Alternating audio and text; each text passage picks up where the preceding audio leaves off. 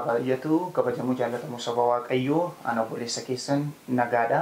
Guyyaa irraa jaalala Waaqayyoo ta'ee nama Waaqayyoo nama wangeelaaf gatii guddaa baasan tokko qabadheen fuula keessan jira. Nama kana wajjiniin nan turtii taasisaa kallattumaan nama kana wajjiniin wal barraa nagaa Waaqayyoo isiniif baay'atu. Nagaa Waaqayyoo isiniif baay'atu nama koo. Guyyaa irraa jaalala Waaqayyoo ta'ee si wajjiniin yeroo bareedaa akkasii qabaachuudhaaf carroomne irraa egaame maqaa keessan fi bakka dhalootaa aga umurii hojiif geessaniitti maqaa keessan bakka dhalootaa fi umurii bara dhalootaa keessan nu kaaftanii keessummoota keenya wajjiniin wal bartu.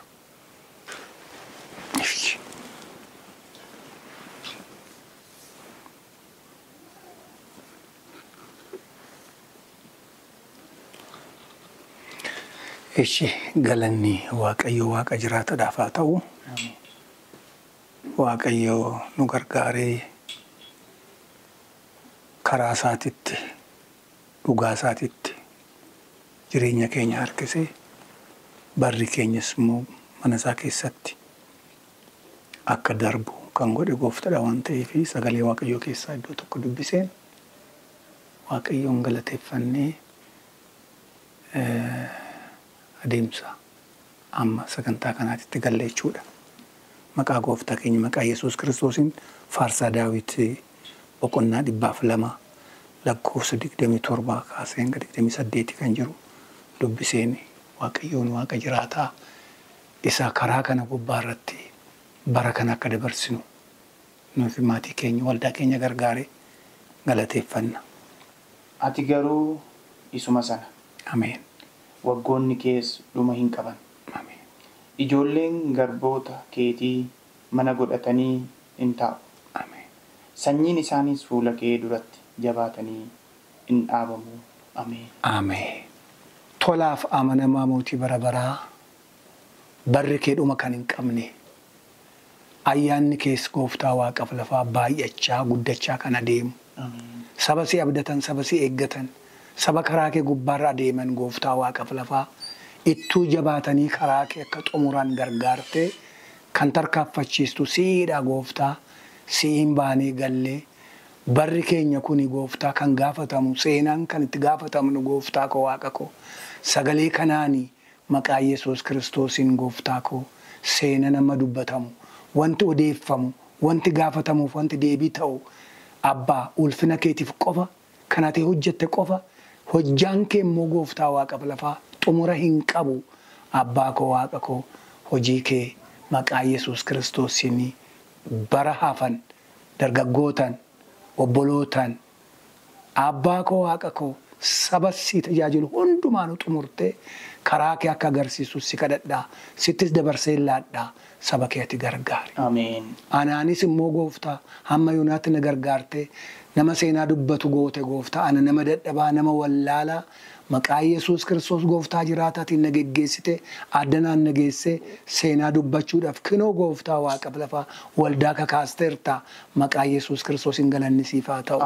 Seenaan kun ulfina nama kamiitiif otoo hin taane ulfina kee hojii kee kan itti fufsiisu seenaan kun Gooftaa seenaa hojiin ittiin hojjetamu hojii Gooftaa salaale keessatti abbaa koo Waaqa koo bal'achaa dagaagaa deemu keessatti ga'ee akka qabaatu siin kadhadha maqaa Yesuus Kiristoosiin obboloonni kunis Gooftaa sagantaan isaan qopheessanii fi gaafin isaan gaafatan hundumtuu Gooftaa ulfina keetiif haa ta'u. Ameen. Maqaa Yesuus Kiristoos Gooftaa jiraataatiin. Ameen. Haa ta'u maqaan koo Luba Girmaa Daadhiin jedhama. Kanan dhaladhee godina Shawaa Kaabaa Salaalee Aanaa Dagam naannoo Yaayyaa Haroof. Kanan dhaladhee bara 1940 ergan guddadhee waggaa 12 ga'ee waggaa 12 odoon ga'een dura gara waldaa Ortodoksiitti waldaa Yaayyaa Haroo Madaana Lamii jedhamutti qeesirraa fidala lakkaa'een waggaa 12 ergan ta'ee booddee gara magaalaa Fiichee mana barumsaa lakkoofsa tokko itti baradhee hamma kutaa 6tti baradhee isaan booda barumsa koo sababii garaagaraatiin addaan kutee loltummaa riphee ariifatee lolaa yookiin Faxuma Daraash jedhamu bara 1960tti qacaramee Jimmatti leenji'ee gara eebbaatti ergan ga'ee booddee eebbifamee Xarrii keessa bara sana keessa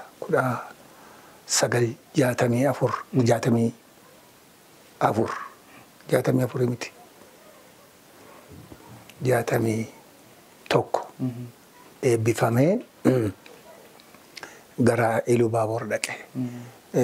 Gara nama 500 taaneeti hanga qacaramne ramaddiin koo shaamballi 48ffaa isa jedhamu shaamballi 3 kan qacaramne shaamballiin tokko Jimmatti hafee Kafaa keessatti shaamballiin tokko Ilubaaboor Wallagga deemee shaamballiin tokko ani keessa jiru gara Ilubaaboor Goree deemee achitti turree. Bara mootummaa kamidha kaakuu? Bara mootummaa Haile Sillaasee. Bara mootummaa Haile Sillaasee. Bara mootummaa Haile Sillaasee deemnee shaamballiin 48ffaan kuni daangaa akka eegu. Daangaan isaa immoo karaa Gaambeellaati. Suudanarraa xarafii Suudanaatti irratti. Daangaa Suudaanii daangaa Itoophiyaa irratti. Daangaa Suudaaniitii fi daangaa Itoophiyaa gabbaa irratti akka eegu jedhameeti kan ramadame. Isa keessa deemeen ani waggaa 3 turee Gaambeellaa naannoo Jikaawoo jedhamu xarafii Suudanaa achi turee achi bara 1964 gara Mattuutti jijjiirradhaan dhufe. Miseensa poolisii ta'ee.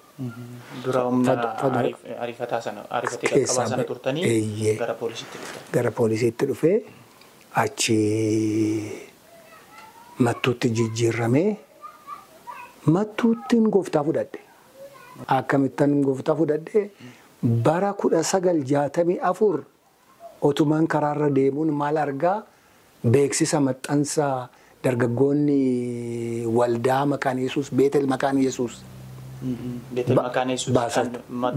guyyaa ayyaana dhaloota gooftaa 64 tisaas 29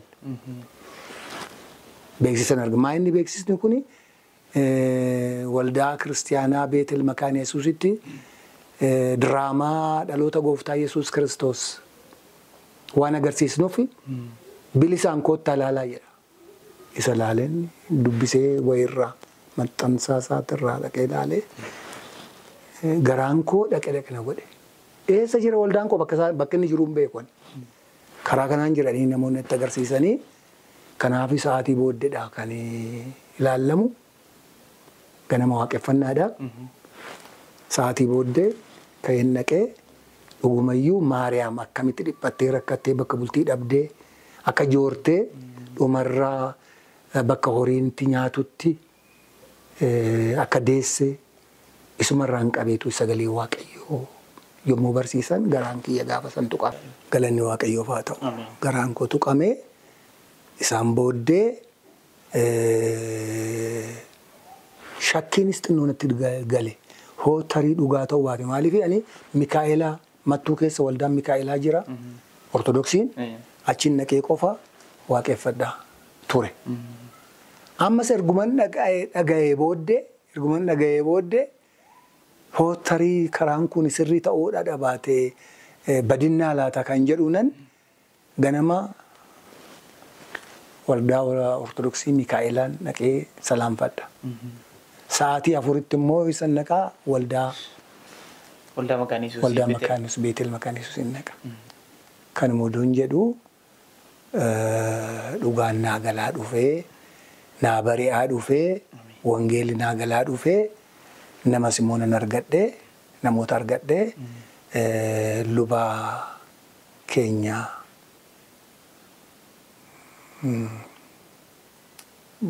nama Dambii Doollootii isaantu turee deebi'ee immoo wangeelaawiin Taaddasee Walda Goorgis jedhama.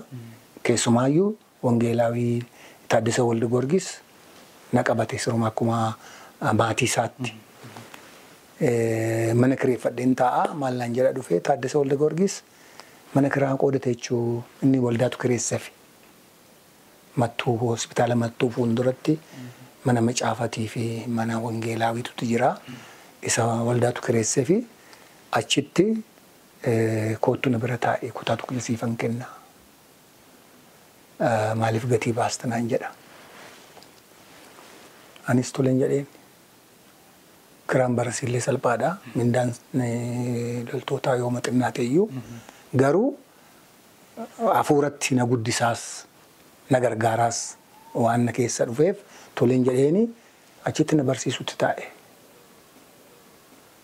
Na barsiisutti taa'ee gara waldaas na geessee waldootanis wal na barsiisee bakka isaan macaafa qulqulluu itti qo'atan kadhata mandaraa isa jedhamu kana achi keessas na fuudhee dhaqee kun itti saasidha kan gooftaa fudhadhe xirrii yakkaatitii keessa sooma ortodoksiiti isaan amma bakka sanitti maal godhanii macaafa erga qo'atanii raawwatanii booddee shaayii aannan waliin dafisanii waliin dhugu buskuta wayiis nyaatanii iddoo kadhata mandaraa sanitti. Amma ani gaafa isaanii aannanii fi shaayii walitti makanii naa kennan ani hin jaaladhu waan akkasii. Waldaa Ortodoksii keessatti sooma waan bartee. Ani hin jaaladhu hin jedhee dhiisaa namni tokko hin jaalatu iyyuu dhuguma jedhanii isaanii galeera. Sooma akka ta'e akkan sooma sodaadhe isaanii galeera.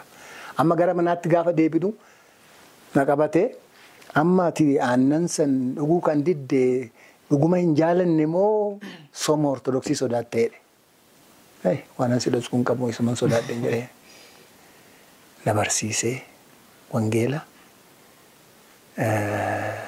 baay'ee isaati na wajjiniin dhama'ee bara san keessa 64 kana keessa baay'ee tokko na wajjin dhahamee na guddisee na hubachiisee waa'ee sanis na keessaa baase. Sodaa san na keessaa baase na barumsa na barsiisee manatti kophaatti mana naa kennee kutaa mana naa kennee na achittiidha kanan fudhadhee lubni keenyas Qeestarfaa Jaarsoo jedhamu isaanis immoo baay'ee isaatti na jajjabeessanii 65 walakkaa irratti gadhiiseen deeme. Jijjiirraa naa kennaa gara biyya kootti gara Shawaatti jennaan nama asii dhufu hoo argatte irraa kan hafe jijjiirraa asii jijjiiruu hin dandeenyu naan jedhan. Erga isin na jijjiiruu diddanii anuma ofii kooti kanaaf jijjiirraa kana hin jedhu nani xinnoo ishee na dhukkubees ture. Dhukkubbii sanii riifarii fudhadhee gara Finfinnee deeme 65 keessa. 65 keessa garuu gaafan deemu san halkan guutuu boo'an bule gaafa mattuu gadhiisu. Maaliif boossu? Maaltu na boossisaa? Jaalala akkanaa kana keessaa ba'uu koo bakka jaalalatu ture baay'ee nama eebbisaa jaalalli isaan walii qaban naatossaa walii qaban mattuun baay'ee magaalaa jaalalaati. Kanaaf an boo'ee Taaddaseen maal naan jedhee wangeelaawiin ani Addis Ababaatti namatti asii barreessaa kana caalaa jaalala hin argitaa tuma dhiisin boo'ee naan jedhe barreessee namoota wal quunnamsiisee haala gaariidhaan inni deemaa ture. Afuurri mattu hamana na gargaareera jechuudha. Gooftaan sinaa eebbisu amma gaaffii keenyatti aanutti yeroo darbu mee egaan mattuutti akka gara gooftaa dhuftan diraamaa seenaa dhaloota gooftaa Yesuus Kiristoos argisiisu laaltanii lapheen keessan sana akka tuqamee gara gooftaa akka dhuftan nu kaastanii jirtu. Egaa gara gooftaa erga dhuftanii booddee immoo gara jireenya tajaajilaatti akkamiin dhuftan? Gara tajaajilaatti akkamiin waamamtan? Mee isa kanarraatiin nu kaasaa. Gara tajaajilaatitti kanan dhufe yaa'u karaa tokkoon waa'ee miidhaa seexanaa hammeenya isaa gidiraasaa maatii koo keessatti arge haadha koo irratti. Haati koo hin dalagsiisaa Innaa rakkina guddaa irraan ishee gahee ijoollummaa kootti jechuudha. Tonultummaan deemin dura. Na haadha kiyya baay'ee miidhee kanaaf haaloon akkam bahu haadha koo hin ajjeese. Nabii jedhama hafuura nabii jedhamutu haadha koo ajjeese. Akkas naan taane kana naan godhamne waaqeffannaan sirrii naan taane kan jedhuuni natti fakkaataa ijoollummaa keessa. Ani daa'ima waggaa 12 haadha koo waggaa ajjeesu. Garuu haala inni itti ajjeese san naa gala. Waachisee dubbisee namoonni irratti kadhatanii waan baay'ee jedhanii fayyisuu hin dandeenye haadha koo hin ajjeese. Amma waa'een seexanaa gaafa naa galu ani bakka haadha koo kan ajjeese kana falmuun hin qabaa ijaaboo hin qabaa hin jedhee achi gallaan loltummaadhaa gallaan biyyattan galee biyyatti galee garuu wangeelli hin jiru. Namni biraan jiru jechuukooti. Namni wajjin waaqessu hin jiru. Namni wajjin tajaajilu hin jiru. Waggaa 3 walakkaa Finfinnee deemee waaqeffachaa ture. Ji'a jaan. Salaalerraa baatee ji'a jaan Finfinnee baheetan waaqessaa jiru. Yeroo sana maaliin deddeebitu tura? Maaliin deddeebitu? Tiranspoortiidhaan. Geejjibni tiranspoortii konkolaataan jira. Jira. Miilani kiiloomeetirii gara 17 gararraan miilan deemanii Alii Dooroo dhufa. Alii Doorootti konkolaataa yaabbadheen Finfinnee gahee obboleessi kiyya achi jira. Quxisuun koo anamatu dhugaa bahee fi gooftaa amanee jira. Isa mana isaa dhaqeen achitti waaqeffadhee deebi'ee gala. Waggaa 3 walakkaa kiristinnaan hin turre Salaala keessa. Na gaafa Waaqayyoo naa mirkaneessu akkan ani tajaajilu akkan ani bahee bu'ee to'ii diina kana haalootti bahu kan naa mirkanaa'e akkamitti obboleettiin koo yaayyaaroo manni koo waldaa yaayyaaroo amma jiru kana waldaan amma Waaqayyoon gargaaramnee dhaabne kana irraa sa'aatii 2 deeme miilan achi dhaqa. Manni keessan sa'a 2 fagaata. Sa'a 2 fagaata. Haa ta'u malee gaafa achi deemu gaafa achitti hojii calqabu waggaa 3 booddee Addis Ababaatti waaqessaa tureen dhumarratti Waaqayyo bakka yaayyaaroo waldaan jirtu kanatti namni tokko Jimmaa dhufa. Jimmaa dhufe namni tokko. Jimmaa dhufee dhugaa baheef namoota achi jiran firoottan isaaniiti. Firoottan isaaniiti dhugaa bahaa fi maal jedhee dhugaa bahaa Kiristoosin fudhadhaadhaa jedhaan. Bakka afeerrititti mana namaatti afeerramaniiti. Achi moonyutu jira obboleettii kootu jira. Jara san keessa. Dhugaa baheef hin ture obboleettitti iyyatana. Maalan jedheen gooftaa fudhadhu inni haadha ta'e ajjeese sis ajjeesati. Gooftaa fudhadhu jennaan najjeesa lakki anas hin fudhadhu jette. Sin ajjeesu amma baay'ee kadhadhee garuu tole naan jenne. Amma namtichi Jimmaa dhufu kuni gaafa wangeela fudhadhaa jedhee tooyi mana itti afeerriin jiru sanitti gaafa dhugaa bahu obboleettiin koo achi jirti. Wallaadha. Maal jettiini? Innaa maa jedhanii isaan haay nu fixaa seexanni kun nu fixaa hin amannu ati boru galtaa. Inni nutti hafaa? Inni nutti hafaa. Inni humnaa kanaafuyyuu naan ani hoo isin dhuguma isinii galee too hin amantan taatan obboleessi kiyya tokko ani baay'ee na dhiphisaa jiru fudhattu malee naan jedhee amantu malee naan jedhee rakkisaa jiru hin jira. Isinumti amanaa malee isiniif waama ittiin. Isa isinii waama. Mana obbo Dabalatee Xanqii jedhama. Eessuma Akaakayyuu Darajjee fa'a. Luba Darajjee. Darajjummaa amma waraabaa jiru kan.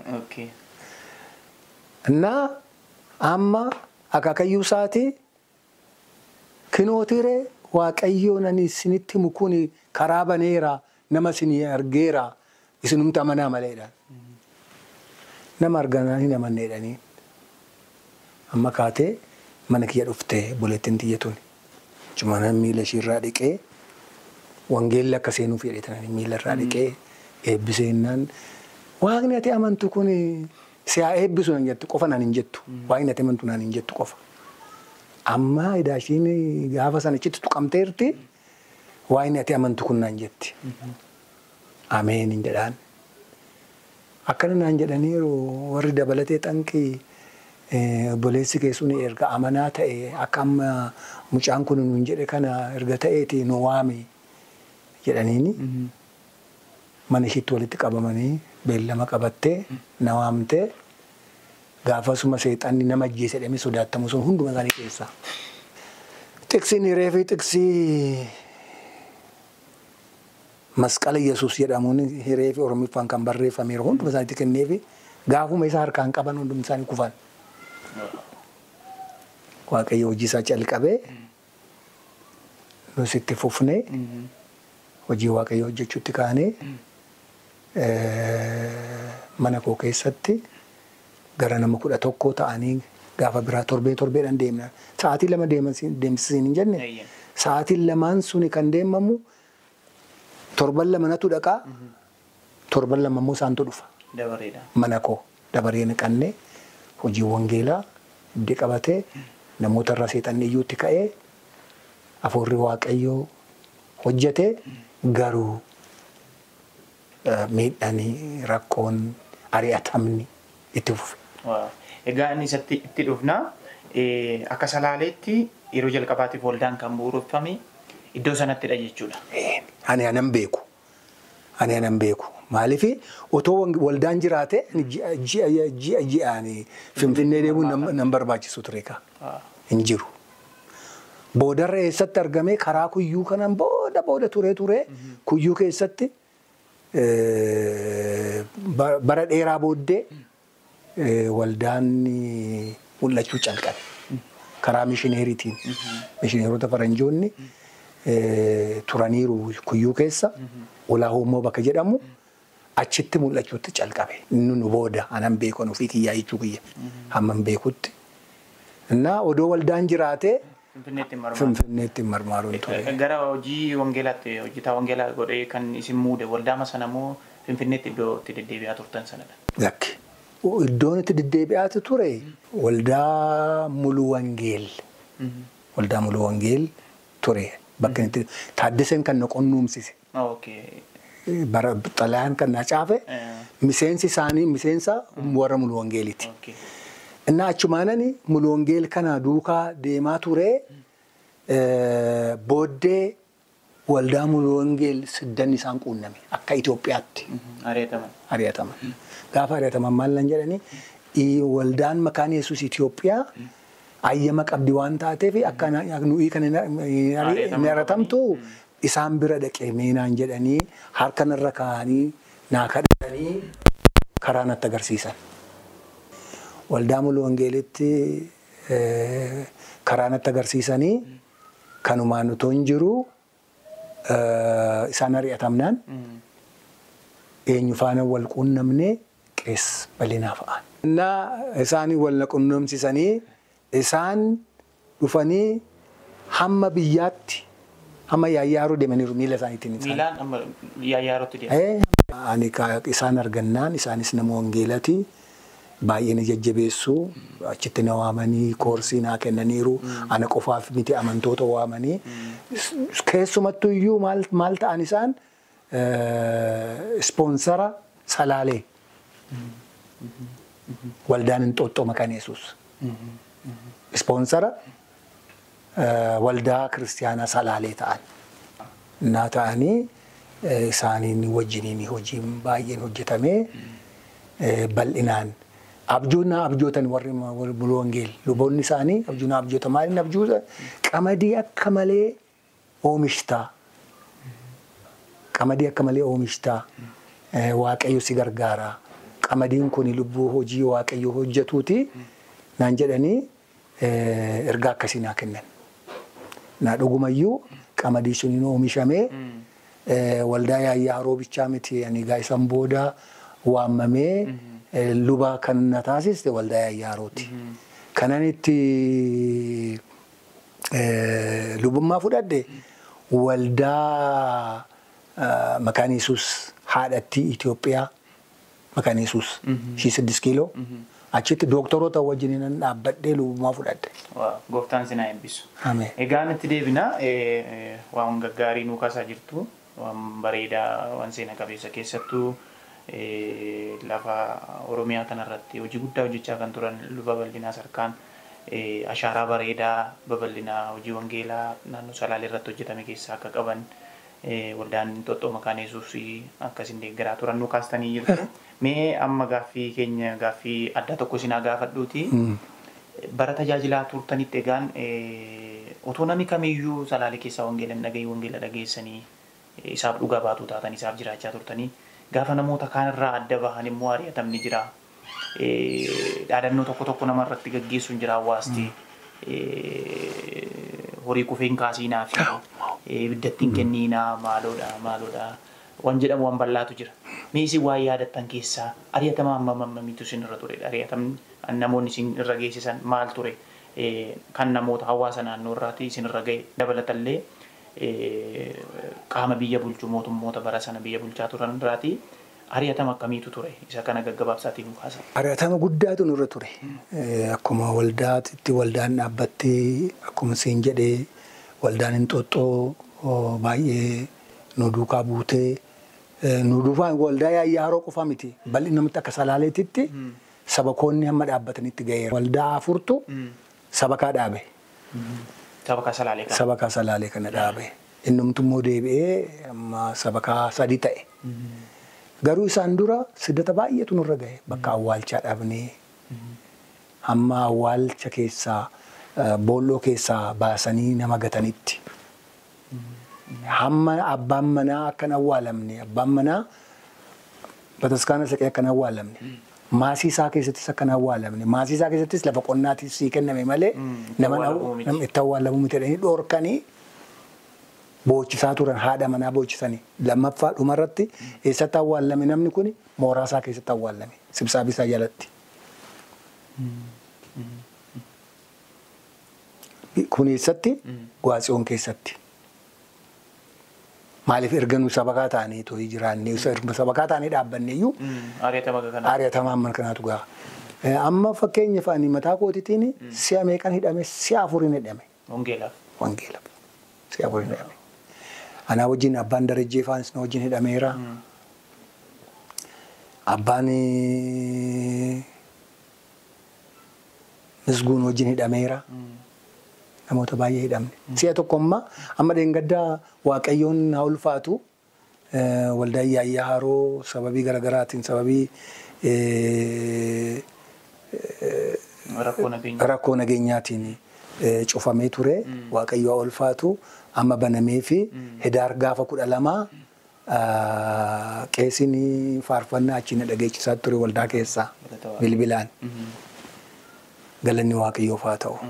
Innaa bara 1280 gaafa Hidaar 12 sagantaarra otoo jirru akkuma jirutti nutti duudanii nu tumanii nu dhiiskanii nu cabsanii rakkoo guddaa nurraa ga'anii hawaasa naannootii fi warruma walii wajjin warra isapaa wajjin walii galanii nu qabanii nu sassaabanii nama 60 walitti qabanii Ana dagam keessatti dhufanii nu hidhan.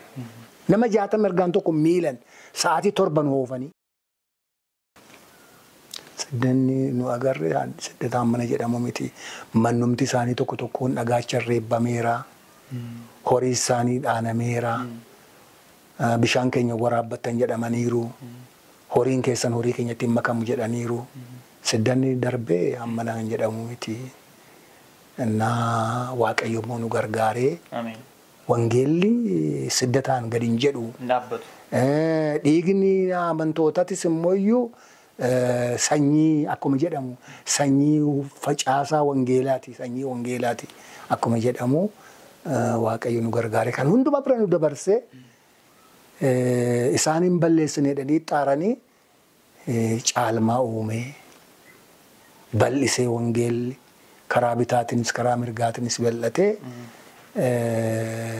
humni Waaqayyoo akka irra caalu agarsiisee namoonni baay'een immoo deebi'anii tooyi karaan dhugumayyuu kana anaan akkasuma jedhani badaffar baga Waaqni si gargaare baga irra aante isa anumti deebi'anii baga irra aante naan jedhaniiru hanirra nama aansu gooftaadha irra aannee dabarree ceenee wangeela bal'isneerra galanni gooftaa keenya faa ta'u gargaarsa Waaqayyootiin. Ameen.